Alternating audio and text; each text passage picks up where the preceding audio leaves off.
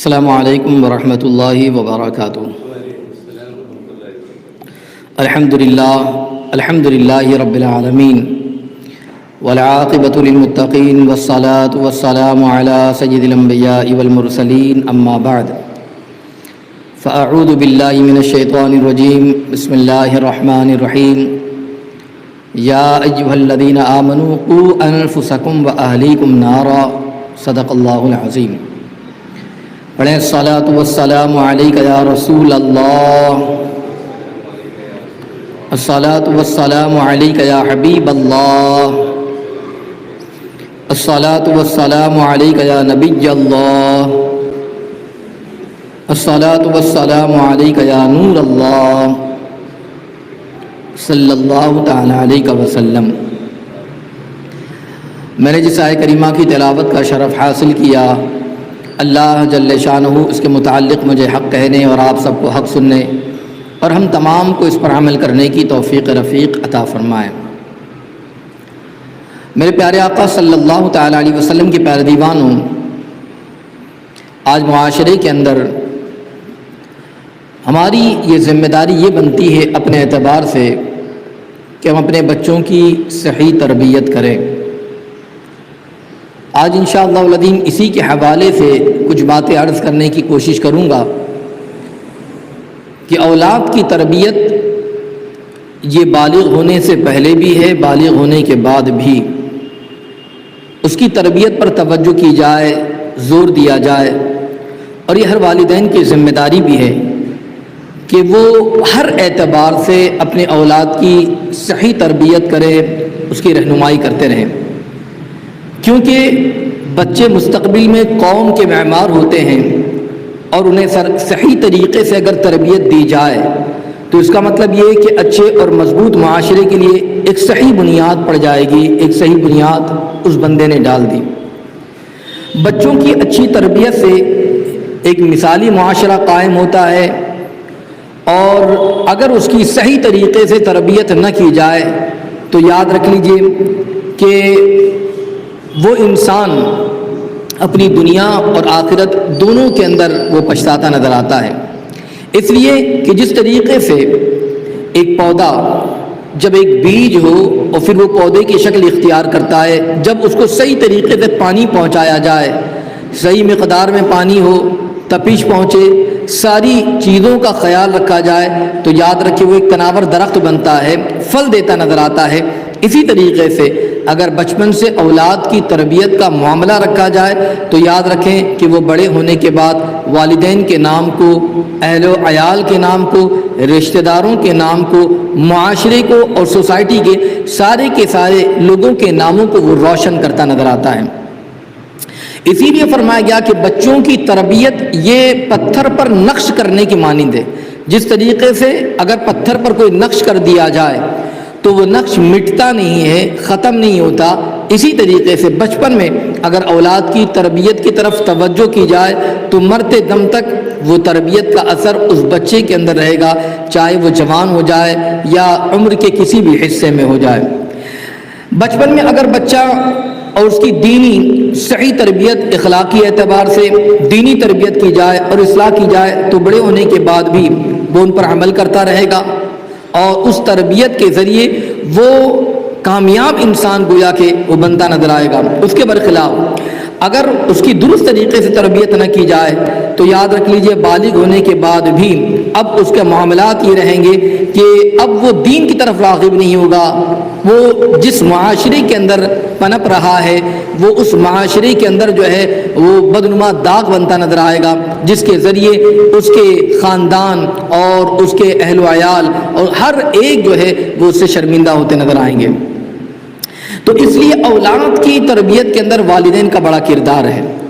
اور اس کی زیادہ ذمہ داری والدین کو بھی ہوتی ہے، اور اگر اس کی تربیت نہ کریں اور بچہ بڑا ہونے کے بعد اگر بگڑ جائے تو یاد رکھ لیجئے اس کے قصوروار اس کے والدین ہی ہوں گے، اس لیے کہ انہوں نے بچپن میں اس کی طرف توجہ نہ کی، نہ اس کی تعلیم کی طرف نہ اس کی تربیت کی طرف توجہ کی ہے۔ تو اگر ابتدائی سے اگر اس کی رہنمائی کی جائے تو یاد رکھ لیجئے وہ بڑا ہونے کے بعد دینی اعتبار سے بھی اور دنیاوی اعتبار سے بھی ایک کامل انسان بنتا نظر آ جائے گا۔ اور دنیا کے اندر بھی اس کے لیے سرخروئی کا سبب ہو جائے گا اور آخرت کے اندر بھی اس کے لیے کامیابی اور کامرانی کا سبب بنے گا۔ اب ہم دیکھتے ہیں کہ لفظ تربیت جو ہے، یہ تربیت بہت زیادہ وسیع لفظ ہے، اور اگر دیکھا جائے تو اس کا جو مفہوم جو ہے بہت زیادہ وسیع ہے تربیت کا۔ اس لفظ کے تحت ایک تربیت ہی ہے، مگر افراد کی تربیت، خاندان کی تربیت، معاشرے کی تربیت، سوسائٹی کی تربیت، یہ ساری کی ساری چیزیں اس تربیت کے مفہوم کے اندر داخل ہو جاتی ہے، شامل ہو جاتی ہیں۔ مگر جب دیکھیں کہ اگر تربیت کا اصل مقصد اور اس کی غرض و غایت کو اگر ہم دیکھیں گے تو اس سے کیا ہے کہ با اخلاق کردار ہو، اس کی عادت و اطوار کو بھی دیکھا جائے، اس کے کردار کو دیکھا جائے، اس کے کیریکٹر کو دیکھا جائے، اس کے کلچر کو دیکھا جائے، اور اولاد کی تربیت کے اندر وہ تمام کی تمام قسمیں، وہ ساری کی ساری چیزیں اس میں شامل ہو جاتی ہیں۔ اور اسی کے ساتھ ساتھ اگر آسان انداز میں اگر یہ کہا جائے کہ تربیت کا معنی کیا ہوگا تو اس کو آپ یوں سمجھ لیں کہ تربیت کی تعریف یوں کی جائیں گی کہ برے اخلاق اور عادات اور غلط ماحول کو اچھے اخلاق اور عادات اور ایک صالح اور پاکیزہ ماحول سے جو ہے تبدیل کرنے کا نام یہ تربیت ہے۔ یعنی برے اخلاق اور کردار کو صحیح طریقے سے سدھار کر اچھے اخلاق اور کردار کو اپنانے کا نام یہی چیز جو ہے وہ تربیت ہے۔ اب آپ دیکھیں کہ یہاں پر تربیت کی دو قسمیں ہیں، اس کو بتا کر میں آپ کو بتاؤں گا کہ بزرگان دین نے اپنی اولاد کی تربیت کس انداز سے فرمائی۔ تربیت کی یہاں پر دو قسمیں بیان کی جا رہی ہے، ایک تربیت ظاہری تربیت ہوتی ہے اور ایک باطنی تربیت ہے۔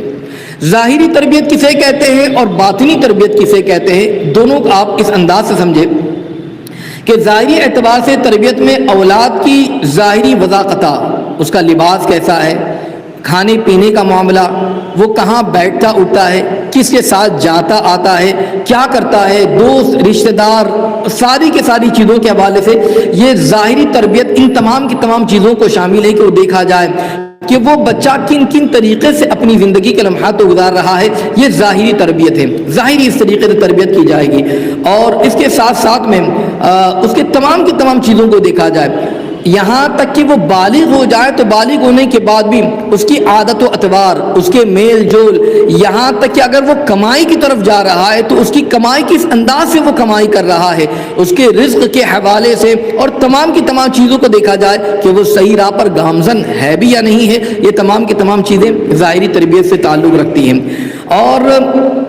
اسی کے ساتھ ساتھ میں اگر باطنی تربیت لیا جائے تو پھر یہ دیکھا جائے کہ اس کا عقیدہ درست یا نہیں، اس کے اخلاق و کردار کو دیکھا جائے، اس کے اندر کیا قرآن پڑھنے کا شغف ہے یا نہیں ہے، نماز کا عادی ہے یا نہیں ہے، اس کی کردار، اور وہ دیکھے کہ اسلامی طور طریقے پر گویا کہ وہ عمل پیرا ہے یا نہیں، کیا اس کی عادتیں ایسی تو نہیں کہ وہ جھوٹ بولتا ہو، وہ غیبت کرتا ہو، وہ برائی کرتا ہو، وہ نمازوں کو ترک کرتا ہو، وہ عبادت سے دور ہو، یا اس کا عقیدہ ہی خراب ہو، تو گویا کہ یہ ساری کے ساری چیزیں باطنی تربیت سے تعلق رکھتی ہے۔ تو اب والدین کی ذمہ داری یہ ہے کہ اپنی اولاد کی جہاں تربیت کرتے ہیں، ہم یہ سمجھتے ہیں کہ تربیت کا معنی اچھے سے دیکھ بھال کرنا، اس کی کیا ضرورت ہے، کپڑا ہے یا نہیں اس کو پہنا دیا، اس کو کھانے پینے کی ضرورت ہے، کھانے پینے کی ضرورت کو پوری کر دیا، گویا کہ ہم نے یہ سمجھا کہ بچے کی تربیت گویا کہ اسی طریقے سے ہوتی ہے۔ اصل میں ایسا معاملہ نہیں ہے، بلکہ بچوں کی تربیت کے اندر اس معاملے کو دیکھا جائے ظاہری اعتبار سے اور باطنی اعتبار سے کہ وہ بچہ جو ہے اس کی صبح سے لے کر شام تک اس کا اٹھنا بیٹھنا، کھانا پینا، نشست و برخاست، اس کے دوست احباب، رشتہ دار، عقیدہ، اور اس کے سارا کے سارا معاملہ یہ کس حد تک صحیح ہے یا نہیں، ان تمام کے تمام چیزوں پر نظر رکھی جائے، تب جا کر اس کی صحیح طریقے سے تربیت ہونے پائیں گے۔ ہم تعلیم کی طرف توجہ کرتے ہیں مگر تربیت سے ہم غافل ہوتے نظر آتے ہیں، تو ہمیں چاہیے کہ ہم تعلیم کی طرف جہاں توجہ کرتے ہیں وہاں بچوں کی تربیت کی طرف بھی ہم نے توجہ کرنا چاہیے۔ اور یاد رکھیں کہ قرآن مقدس کے اندر اللہ تبارک و تعالی ارشاد فرماتا ہے، یا ایھا الذین آمنوا قوا انفسکم واہلیکم نارا، ایمان والو اپنے آپ کو اور اپنی اولاد کو اس آگ سے بچاؤ جس کا ایندھن انسان اور پتھر ہے۔ اپنے آپ کو بھی اپنی اولاد کو بھی اس آگ سے بچاؤ جس کا ایندھن انسان اور پتھر ہے۔ حضرت مولا علی کرم اللہ تعالی وجہہ الکریم نے اس آیت مبارکہ کی تفسیر اور اس کی تشریح میں اس طریقے سے فرمایا کہ اپنی اولاد کو تعلیم دو اور ان کو ادب سکھاؤ۔ اس حوالے سے فرماتے کہ تعلیم دو اور تعلیم دینے کے ساتھ ساتھ اس کی تربیت کرو، یہ حضرت مولا علی کرم اللہ تعالی وجہہ الکریم فرما رہے ہیں۔ اور فقہاء کرام نے فرمایا، یہ لکھا ہے کہ ہر شخص پر فرض ہے کہ وہ اپنی بیوی بچوں کو شرعی فرائض جو ہے، جو کچھ شریعت کے اندر جو فرض کیا گیا ہے، شرعی فرائض، حلال اور حرام کے احکام کی تعلیم دے اور اس پر عمل کرانے کی کوشش وہ کرتا رہے۔ یہ ہر شخص پر لازم اور ضروری ہے۔ اور اولاد کی تربیت کی اہمیت کا اندازہ آپ ان احادیث سے بھی لگا سکتے ہیں کہ آقا علیہ الصلوۃ والتسلیم نے جو ارشاد فرمایا، جس کا مفہوم ہے کہ حضرت عبداللہ ابن عباس رضی اللہ تعالیٰ عنہما سے روایت ہے کہ صحابہ کرام رضوان اللہ تعالیٰ علیہم اجمعین نے عرض کیا، یا رسول اللہ صلی اللہ تعالیٰ علیہ وسلم، والدین کے حقوق تو ہم نے جان لیے، اب اولاد کی کیا حقوق ہے، آپ اس حوالے سے ہمیں بتائیے۔ والدین کے حق کے حوالے سے ہم نے بہت ساری باتیں سماعت کی، اولاد کے حوالے سے کیا ہے؟ تو پھر آقا علیہ الصلوۃ والتسلیم نے اس موقع پر ارشاد فرمایا تھا، جس کا مفہوم ہے کہ وہ یہ ہے کہ اس کا نام سب سے پہلے اچھا رکھیں اور اس کی اچھی تربیت کریں۔ یہ چیز آپ دیکھیں، آج نام رکھنے کے حوالے سے بہت سارے ہم سے بھی پوچھتے ہیں کہ فلاں دن میں بچے کی پیدائش ہوئی، آپ نام بتائیے، نام بتائیے۔ اب جب نام اچھا بتایا جاتا ہے، جیسے کسی کو کہہ دیا جائے محمد نام رکھو، عبد القادر نام رکھو، عبد الرحمن، یہ دادا کا نام ہے، وہ ماموں کا نام تھا، یہ چچا کا نام تھا، یہ ان کا نام تھا، ان کو ایسا نام نہیں چاہیے۔ تو گویا کہ نام رکھنے کے حوالے سے ہم ایسے نام کو رکھنا چاہتے ہیں گوگل میں سرچ کر کے کہ جس کا معنی ہی صحیح نہیں ہوتا ہے، اور اس طریقے کا نام کا اثر بھی بچے پر ہوتا ہے۔ تو اس لیے فرمایا سب سے پہلی چیز تو یہ کہ اس کے اچھے نام رکھے جائیں اور اس کی اچھی تربیت کی جائے۔ ہم یہ سمجھتے کہ ابھی تو بچہ ہے، بڑا ہو جائے گا پھر بتائیں گے، بڑا، یہاں تک کہ وہ اتنا بڑا ہو جاتا ہے کہ اب وہ باپ کو آنکھیں دکھانا شروع کر دیتا ہے، اور اس کی طرف سے ہم پھر غافل ہوتے نظر آتے ہیں، سوائے پچھتاوے کے پھر کوئی اور چارہ نہیں ہوتا۔ اس لیے اسے اسی موقع سے اس کی تربیت کی جائے، اس کو حلال اور حرام کے حوالے سے بھی بتایا جائے، اس کو صحیح کیا ہے غلط کیا ہے وہ بتایا جائے، اسے بڑے اور چھوٹوں کی تمیز کے حوالے سے بتایا جائے، اسے اسلام اور اسلامی طریقے اور کلچر کے حوالے سے بتایا جائے، گویا کہ ہر اعتبار سے اس کی رہنمائی کی جائے، اس کو بتایا جائے۔ یہ بہت بڑا گناہ ہے کہ انسان جس کا ذمہ دار اور جس کا رکھوالا ہے، انسان کے ماتحت جو چیز ہے وہ انہیں ضائع کر دے۔ اور ضائع کرنے سے مراد کیا ہوگا؟ یعنی اس کی طرف سے ہم غافل رہیں، یہاں تک کہ وہ دین سے غافل ہو جائے، اسلام سے غافل ہو جائے، گویا کہ ہمارے ہاتھ سے نکل جائے اور ان کی تربیت نہ کر سکیں۔ تو اس لیے بچوں کی تربیت کے حوالے سے اسلام نے بڑی تاکید عطا فرمائی ہے، اور یہ بھی ضائع کرنا ہے کہ بچوں کو ایسے ہی چھوڑ دیا جائے کہ وہ بھٹکتے پھرے، صحیح راستے سے ہٹ جائیں، ان کے عقائد اخلاق برباد ہو جائے۔ اور اسی طریقے سے اسلام کی نظر میں ناواقفیت کوئی عذر نہیں ہے، بلکہ یہ ہماری ذمہ داری ہے کہ ہم بچوں کی طرف توجہ کرتے ہوئے اس کو صحیح طریقے سے اس کی رہنمائی کرتے رہیں اور انہیں اچھی طریقے سے تعلیم دیں۔ ایک اخیر میں ایک بات بتاؤں تاکہ ہمیں پتہ چل جائے، بزرگان دین کا معاملہ دیکھیں۔ وقت کے بہت بڑے خلیفہ حضرت عمر بن عبد العزیز رحمۃ اللہ مولا تبارک و تعالی علیہ، آپ اس طریقے سے بزرگان دین کی اگر زندگی دیکھیں تو انہوں نے اپنے بچوں کی تربیت اور خوف خدا اور عشق رسول کے حوالے سے، دین کی تعلیم اور تربیت کے حوالے سے اس طریقے سے توجہ کی تھی کہ موت کا وقت بھی آ جاتا تو بے فکر رہتے۔ اس لیے بے فکر ہوتے کہ ہم نے اپنے بچوں کی تعلیم اور تربیت کی طرف توجہ کی ہے، تو یاد رکھ لیں کہ وہ بچہ جو ہے دین سے ہٹنے نہیں پائے گا، صحیح راہ پر گامزن رہے گا۔ حضرت عمر بن عبد العزیز رحمۃ اللہ تعالی نے اپنی پوری زندگی عبادت و بندگی میں گزاری اور بڑا خوف خدا آپ رکھتے تھے، مگر جب ان کا انتقال کا وقت قریب آیا تو آپ نے اپنی زندگی کی جو بھی پراپرٹی تھی، جو جاگیر تھی، جو کچھ بھی ان کے پاس مال و زر تھا، جو کچھ دولت تھی، یہاں تک کہ گھر کا ایک ایک تنکا، ہر چیز آپ نے بیت المال کے اندر جمع کروا دیا۔ ساری کے ساری چیزوں کو بیت المال کی طرف لے جا کر وہ تمام کی تمام چیزوں کو آپ نے جو ہے اس بیت المال میں جمع کروا دیا، واپس کر دیا۔ اور آپ کے وصال کے وقت آپ کی اولاد کے لیے معاش کا کوئی سامان نہیں چھوڑا، کوئی بھی چیز نہیں، ہر ایک چیز کو آپ نے گویا کہ ایک تنکا تک جو تھا بیت المال میں جمع کر دیا۔ وفات سے کچھ دیر پہلے آپ کے بھائی، آپ کے برادر جو ہے مسلمہ بن عبد الملک نے عرض کیا، امیر المؤمنین، آپ نے مال و دولت سے اپنی اولاد کا منہ ہمیشہ خشک رکھا، دنیاوی اعتبار سے آپ تھے تو مال و زر ان کو نہ دیا، مگر اب تو وفات کا وقت قریب آ گیا ہے، انتقال کا وقت قریب آ گیا ہے، اور اب انہیں خالی ہاتھ چھوڑ کر جا رہے ہیں، کس کے بھروسے چھوڑ کر جا رہے ہیں؟ ہونا تو یہ چاہیے تھا باپ اپنی اولاد کے لیے کچھ نہ کچھ چھوڑ کر جائے تاکہ اولاد جو ہے محتاج نہ ہو، پریشان نہ ہو، تکلیف سے دوچار نہ ہو. اور آپ کا آخری وقت ہے، آپ نے تو ہر وقت جو ہے ان کو کچھ دیا نہیں بلکہ اس طرف توجہ نہ کی، اور یہاں تک کہ آخری وقت ہے اب انہیں خالی ہاتھ چھوڑ کر جا رہے ہیں. لہذا ان کے متعلق یا خاندان کے لیے کوئی ایسا فرد ہو جو آپ کی نظر میں، تو کچھ وصیت کر دیجئے ان کے حوالے سے تاکہ اس وصیت پر عمل کیا جائے، کیونکہ آپ نے سارا مال اپنا بیت المال کے اندر جمع کر دیا ہے. یہ سن کر حضرت عمر بن عبد العزیز رحمۃ اللہ علیہ مولا تبارک و تعالیٰ نے فرمایا تم کہتے ہو کہ میں نے مال و دولت سے اولاد کا منہ ہمیشہ خشک رکھا ہے؟ خدا کی قسم میں نے ان کا حق کوئی بھی ضائع نہیں کیا، کوئی بھی ان کا حق میں نے مارا نہیں. البتہ جس مال میں ان کا کوئی حق ہے ہی نہیں، جس مال میں ان کا کوئی حق ہے ہی نہیں تو میں نے انہیں نہیں دیا. جو ان کا حق تھا میں نے ان کو عطا کیا، اور جس میں ان کا کوئی حق ہی نہیں ہے تو میں نے ان کو نہیں دیا. تم کہتے ہو کہ میں ان کے متعلق کسی کو وصیت کرتا جاؤں، کسی کو اس کے حوالے سے بولتا جاؤں، تو فرماتے ہیں کہ اس معاملے میں میرا وصی اور میرا ولی صرف خدا تبارک و تعالیٰ ہے.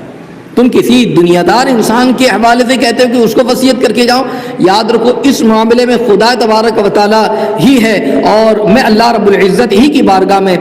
اس کے حوالے سے دعا کرتا ہوں. اور پھر اس کے بعد فرمایا کہ جو نیکوکاروں کا رب تبارک و تعالیٰ دوست ہے، میرے بچے اگر خدا سے ڈریں گے تو وہ ان کے لیے کوئی نہ کوئی راہ نکال دے گا. اور فرماتے ہیں کہ اگر وہ گناہ میں مبتلا ہوں گے تو میں ان کے لیے مال چھوڑ کر ہرگز انہیں گناہ پر مزید دلیر کرنا نہیں چاہتا ہوں کہ وہ اس مال کے ذریعے مزید گناہ کرے اور مزید طاقتور بن جائے. اور اگر نیک ہے تو اللہ تبارک و تعالیٰ میری اولاد کا نگہبان ہے، اللہ میری اولاد کی مدد فرمائے گا. اس کے بعد آپ نے اپنی اولاد کو بلایا اور اس کے بعد فرمایا کہ میری اولاد کو میرے سامنے لاؤ، آخری وقت ہے، میری اولاد کو میرے سامنے بٹھاؤ. اللہ اکبر. اور جب اولاد کو بلایا گیا آنکھوں میں آنسو تھے حضرت عمر بن عبد العزیز کے، آنکھوں میں آنسو بھرے ہوئے ہیں اور اشک ٹپک رہا ہے. اور پھر اس کے بعد ارشاد فرماتے ہیں میری جان تم پر قربان اے میری اولاد، سنو تمہیں میں خالی ہاتھ چھوڑ کر جا رہا ہوں،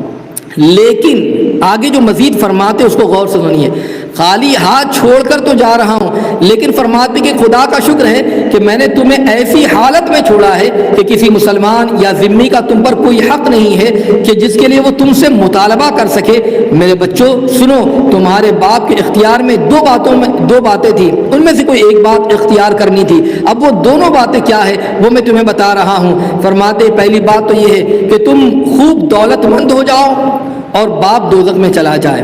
اور دوسری بات یہ ہے کہ تم خالی ہاتھ رہ جاؤ اور تمہارا باپ جنت میں داخل ہو جائے. یہ دونوں باتیں تھی. تو فرماتے ہیں کہ میرے بچوں تمہارے باپ نے دوسری بات پسند کی ہے، یعنی تم خالی ہاتھ رہو مگر تمہارا باپ جنت میں چلا جائے اور اللہ تبارک و تعالیٰ تمہارا حافظ اور نگہبان ہو، وہی تمہاری حفاظت فرمائے گا، وہی تمہیں جو ہے امن عطا فرمائے گا.